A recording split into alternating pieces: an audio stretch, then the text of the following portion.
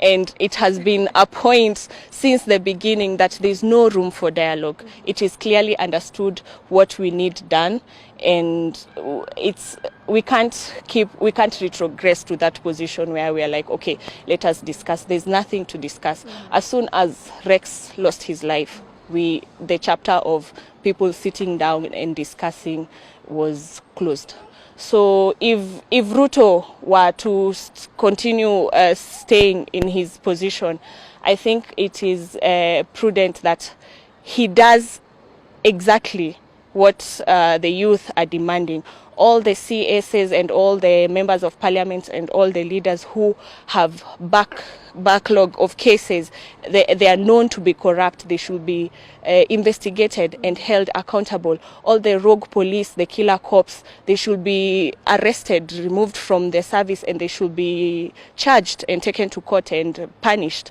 Like another thing, if you think about it, if Ruto was to do what we expect him to do, he will also go back, look at himself and all the cases that he has trailing behind him and resign. So he is leading his people with, cases. Yes. So to be honest, as I sit here as Shakira, I don't feel there would be a more effective solution than President Ruto resigning, and for a functional IEBC to be put in place so that the country can go into election, like from the president's level all the way down to members of parliament and all the levels, because most of them, they have failed. So we just give a chance to new people to come forth, step forth and say, I'm willing to represent and serve the people in this manner.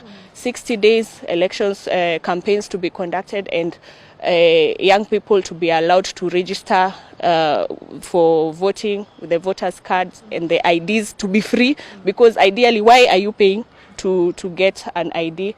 IBC to only allow approved and people who are like qualified to be in these positions to vie for these positions.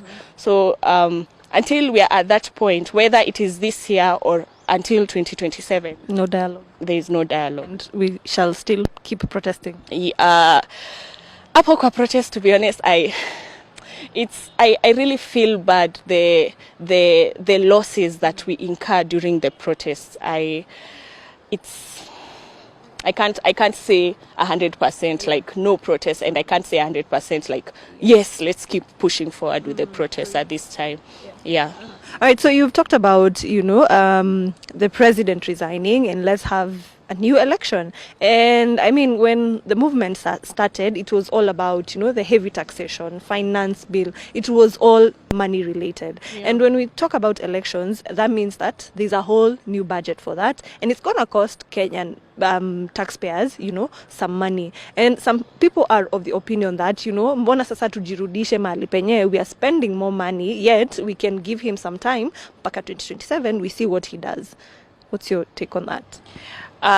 He has had time to second year right now, and the amount of money being lost through corruption, like backdoor corruption as well as budgeted corruption, I don't think if we wait until 2027, it will equate to the amount of money that Kenyans are going to spend on like re-electing a new government to place. So even the other day, the spokesman was saying that, 9 billion has been lost because of the protests. But how much do we lose from corruption? It's almost 2 billion every day. So 9 billion, 2 billion every day, you can't compare. The math is not mathing.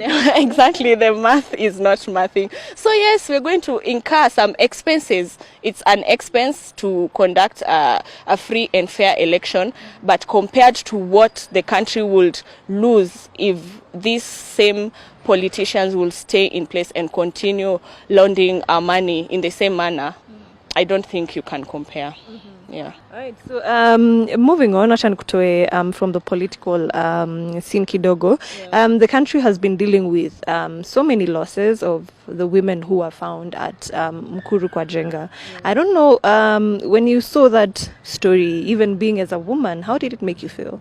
It was very heartbreaking, to be honest, and the manner in which these people were disposed of, like in sacks and tied with ropes. Like, you try and question yourself, what kind of person, like what would push somebody to this level, and the fact that majority of them were women. And then you remember during on 25th there was a time the internet connection had gone completely down, and once the internet came back up, there was reports that about the Githurai massacre and a bunch of women that had gone missing. So you start questioning, are these the women who lost their life on that day, and why did it have to happen this way? And the fact that the dumping site is so close to the police station and they did not do anything, and the fact that even when the bodies were being recovered, it wasn't anybody within the government that was doing this work. It was the young people of the slums who were working. They were risking their lives, and the only protection they had was gloves. They were reaching out with sticks, and they're going with their own bodies to try and retrieve these people. So it was really sad, quite heartbreaking, and I can't even imagine now the people the family members of these people, what they're actually experiencing.